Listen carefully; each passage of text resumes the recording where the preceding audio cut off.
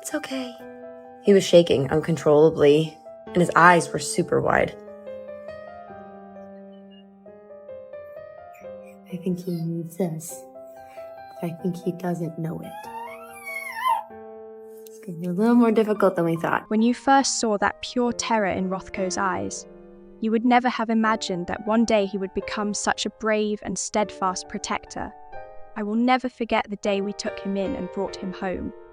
Rothko was trembling uncontrollably, like a leaf. His eyes were wide with fear, and he would jump at the slightest sound. Those difficult years he spent on the streets had turned a warm home in his mind into a frightening prison rather than a safe harbor. He would howl for hours, frantically searching for a place to hide when we reached out to him.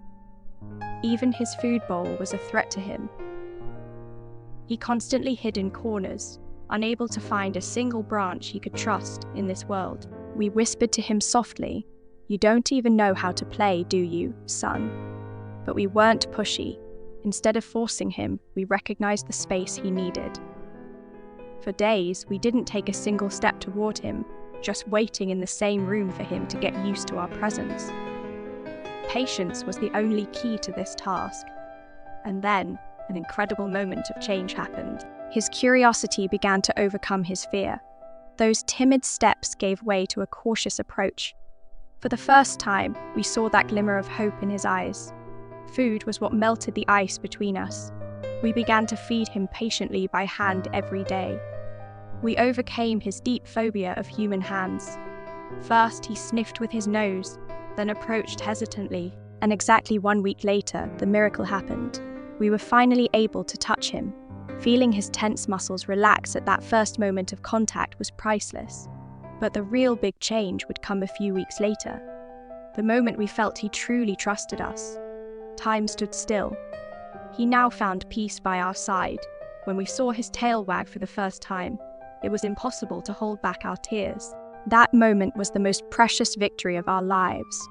But then things started to get a little funny. Rothko suddenly became the shadow of the house, sitting on the couch. There he was, staring at us. Got up to get a drink at night.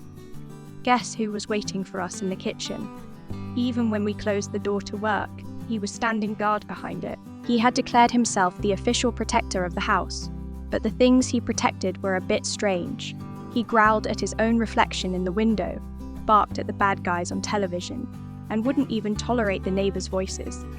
He took his job so seriously that we only watched cartoons at home so as not to upset the gentleman.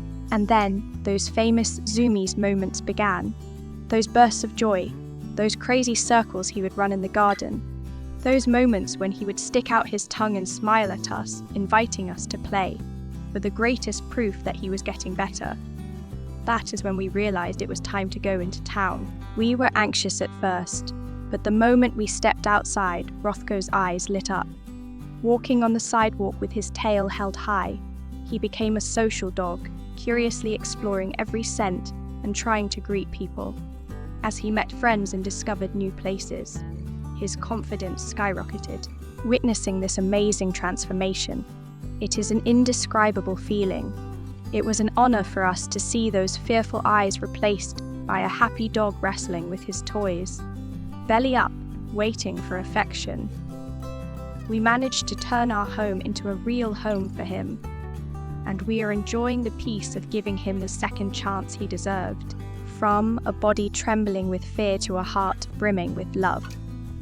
Would you like to witness such a miraculous story of healing?